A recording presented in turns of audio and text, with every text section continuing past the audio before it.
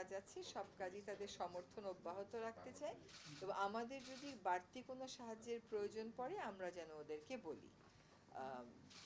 তো এখানে বিল কেন্দ্রিক, জীববৈচিত্র্য কেন্দ্রিক, তারপরে জলবায়ু পরিবর্তন কেন্দ্রিক বেশ কিছু কার্যক্রম ওদের সাথে আমাদের চলমান আছে, সেগুলো নিয়েই কথা হয়েছে। এখন যেহেতু প্রায় মাসখানেক বিভিন্ন প্রকল্প বিভিন্ন জায়গায় ক্লিয়ার হচ্ছিল না, সেগুলো নিয়ে তারা একটু আমাদেরকে বলে গেল যে খুব তাড়াতাড়ি যেন আমাদের পক্ষ থেকে যে সমস্ত অনুমোদন দেওয়ার সেগুলো আমরা দিয়ে দিই, তাহলে সেই প্রকল্পগুলোর অর্থ ছাড় করতে তাদের জন্য সুবিধা হবে। আর আমাদের থেকেও তারা জানতে চাইলো যে আমরা কি আমাদের যে প্রায়োরিটিগুলো ছিল, প্রাধান্যগুলো ছিল, সেগুলো আমরা ড্রাস্টিক্যালি বদলে ফেলেছি কিনা। তো আমাদের উত্তর ছিল যে আমাদের যে প্রাধান্যগুলো ছিল সেই প্রাধান্যগুলো যেরকম ছিল সেরকম থাকবে, তবে যেহেতু আমাদের সময় নিয়মিত সরকারের মতন নয়, আমাদেরকে খুব দ্রুত কিছু কাজ করে মানুষের মধ্যে এই মন্ত্রণালয়ের উপরে আস্থাটা আনতে হবে। হ্যাঁ, মানুষ যেন দেখে যে সত্যিকার অর্থেই পরিবেশের জন্য কিছু কাজ হচ্ছে, এবং পরিবেশটাকে যে এই সরকার সাইডলাইনে রাখছে না, এটাকে যে একটা সেন্ট্রাল ইস্যু হিসাবে আনছে, সেটা প্রমাণ করার জন্য আমাদেরকে মাঠে কিছু কাজ করে দেখাতে হবে। তো সেই কাজগুলো কি ধরনের হতে পারে সেটা নিয়ে একটু আলোচনা করব।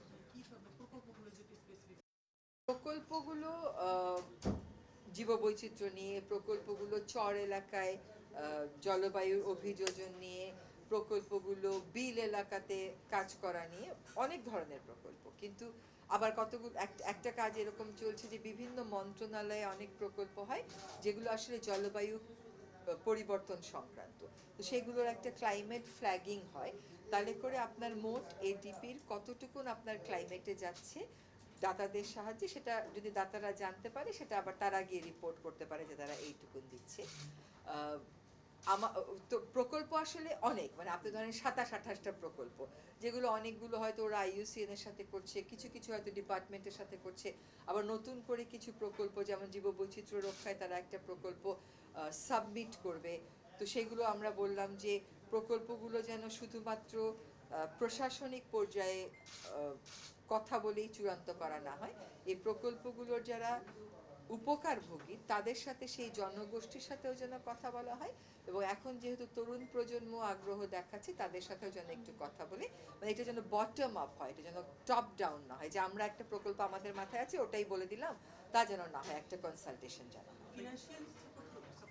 না, ফিনান্সিয়ালি সাপোর্ট কিছুতে তারা করছে, আবার বাড়তি কিছু আমাদের প্রয়োজন আছে কিনা সেটুকুনো আমাদের থেকে জেনে নিচ্ছে। না, হিসাব করার জন্য তো আমরা এখনো বসতেই পারিনি। হ্যাঁ, আমরা এখনো প্রকল্পের ধারণাগুলো নিচ্ছি, কাজের ধারণাগুলো নিচ্ছি, তারপরে সেগুলোকে প্রকল্প আকারে দিব নাকি আমাদের নিয়মিত কাজ থেকে আমরা করব সেগুলো আমরা চিন্তা করব। পানিতেও যেহেতু আপনি আছেন, পানি নিয়ে দুটো কথা বলি। বৈষম্য বিরোধী ছাত্র যারা আছেন তারা এই রিসেন্ট যে বন্যা হলে বন্যাটার জন্য ভারত কি পানি ড্যাম খুলে দিয়েছিল নাকি উপচে এসেছে, একটা তদন্ত করার দাবি জানিয়েছিল, সেটা আপনারা করবেন কিনা? দ্বিতীয় হচ্ছে যে ফেসবুকে বিভিন্ন মাধ্যমে বলা হচ্ছে যে বাঁধের সামনে বাঁধ, বিভিন্ন কথাগুলো আসছে, এগুলো দেখেন, আমার অবস্থানটা খুব স্পষ্ট, সেটা হচ্ছে যে বন্যাটা হয়তো হতোই, কিন্তু বন্যাটাতে আমরা বাড়তি কিছু প্রস্তুতি নিয়ে রাখতে পারতাম, জানমালের ক্ষতি হয়তো কমাতে পারতাম যদি আমরা আগাম একটু পূর্বাভাস পেতাম।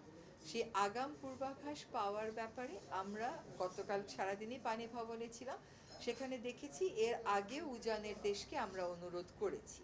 তো 2-3 দিন আগে দেখলাম সেখান থেকেও বলা হচ্ছে যে বন্যা মোকাবেলায় বাংলাদেশের প্রস্তাব নতুন করে বিবেচনা করার সুযোগ আছে। আর আমরা আমরা যেটা মোটামুটি একটা সিদ্ধান্তে এসেছি সেটা হচ্ছে যে আমরা বলবো শুধুমাত্র যে একটা দেশই আমাদের উজানে আছে তা তো না, আমাদের আরও দেশ আছে উজানে, সকল উজানের দেশকেই আমরা বলবো যে জলবায়ু পরিবর্তনের এই প্রেক্ষিতে আমাদের জরুরি হয়ে গেছে এই তথ্যগুলো নিয়মিতভাবে আদান প্রদান করা, তা নয়তো বাংলাদেশে যে এতগুলো মানুষ মরে গেল এই মৃত্যুর দায় নেওয়াটা আসলে খুব কষ্টকর হয়ে যাচ্ছে। হ্যাঁ, অবশ্যই উজানের দেশকে আমরা এর আগে যে সিদ্ধান্তগুলো হয়েছে, এর আগে যে আমরা বলেছি সেগুলোর রেফারেন্স দিয়ে একটা চিঠি পাঠাবো। আরেকটা হচ্ছে যে আমি গতকাল একটা অনুশাসন দিয়েছি যে আমি নোয়াখালী এবং কুমিল্লা এই দুটা জায়গাতে যেতে চাই, কারণ ফেসবুকে একরকম লেখা হয়, তার মধ্যে অনেকটাই হয়তো ঠিক হতে পারে, আবার অনেক জায়গায় আন্ডারস্ট্যান্ডিংয়েরও ভুল থাকতে পারে। তো আমরা একটা গণশুনানি করতে চাচ্ছি যে যারা ক্ষতিগ্রস্ত তারা এসে একটু বলুক যে কোথায় বাঁধের কারণে, কোথায় মাছ চাষের কারণে, বা কোথায় তৎপরতা সঠিক সময় না হওয়ার কারণে তাদের ক্ষতি বেশি হয়েছে, বা আদৌ তাদের এরকম কোনো অভিযোগ আছে কিনা, এবং কিভাবে করে পানি উন্নয়ন বোর্ড কাজ করলে, কিভাবে করে উজানের দেশের সাথে আমরা যোগাযোগ রক্ষা করলে তারা মনে করেন বিষয়টা কার্যকরী হতে পারে। এখন এটা আমার তো একটা দৃষ্টিভঙ্গি আছে, পানি সম্পদ মন্ত্রণালয়ের একটা আছে, পানি উন্নয়ন বোর্ডের একটা আছে, বন্যা পূর্বাভাস এবং সতর্কীকরণ কেন্দ্রের একটা আছে, কিন্তু খুব জরুরি হচ্ছে যে মানুষের সাথে কথা বলে এই বিষয়গুলো চূড়ান্ত করা। সেজন্য আমি একটা গণশুনানির আয়োজন করব। আত্মরক্ষার ক্ষেত্রে বাঁধের বিষয়টা যেটা আসছে এটা আসলে সঠিক গুরুত্ব দিচ্ছে কিনা, না আসলে আপনি যেটা বললেন যে আগাম তথ্য থাকলে প্রস্তুতি নিতে আমাদের সুবিধা জি। হবে, সেক্ষেত্রে যে দেশগুলোর আগাম তথ্য দেওয়ার কথা তারা কি সেটা দিয়েছিল কিনা, যদি না দিয়ে থাকে সেটা কি তাদের ইচ্ছাকৃত নাকি এমনি?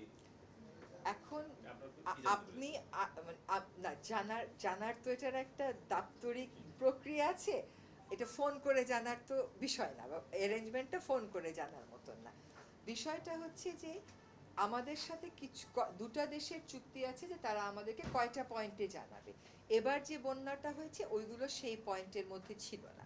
এখন প্রশ্ন হচ্ছে যে সেই পয়েন্টের মধ্যে না থাকলে কি জানানো যেত না?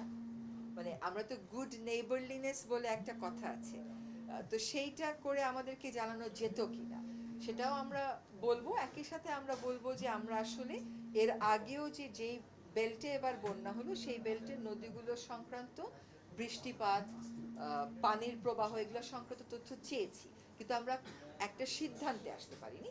তো আমরা জোর দেব যে একটা সিদ্ধান্তে আসি যাতে করে এই পয়েন্টেও আমাদেরকে তথ্যগুলো জানানো হয়। আপনার দুটি দেশের কথা বলছেন, এই দুটি দেশের কি আন্তরিকতার অভাব ভাই ছিল? মোবাইলটা সরান, ভাইব্রেশন হচ্ছে। আন্তরিকতার, ধরেন আজকে 53 বছর পার হয়ে গেছে, এখনো বৃষ্টিপাত জনিত তথ্য, আগাম সতর্কতার জন্য সমঝোতায় আমরা আসতে পারিনি। এখন সেখানে আন্তরিকতার অভাব নাকি উদ্যোগের অভাব, দুটোই তো আমাদেরকে চিন্তা করে দেখতে হবে। আমরাও যথেষ্ট পরিমাণ স্পষ্টভাবে বারবার এটা বলেছি কিনা, তবে আন্তরিকতা যদি থাকতো তাহলে আসলে 53 বছর হয়ে গেল তো, এগুলো খুব সাধারণ বিষয়, এগুলো যে আমাকে এতটুকুন পানি দাও, আমাকে ন্যূনতম পানি দাও, সেগুলোর দাবি না। হ্যাঁ, এগুলো খুব মানবিক দাবি। ফলে সেখানে ঘাটতি আছে, সেটা উদ্যোগেই হোক আর আন্তরিকতাতেই হোক। আপা একটু ভিন্ন বিষয় একটু জানতে চাই আপা, আপনি শেষ যেহেতু করে আবার হ্যাঁ sure, sure.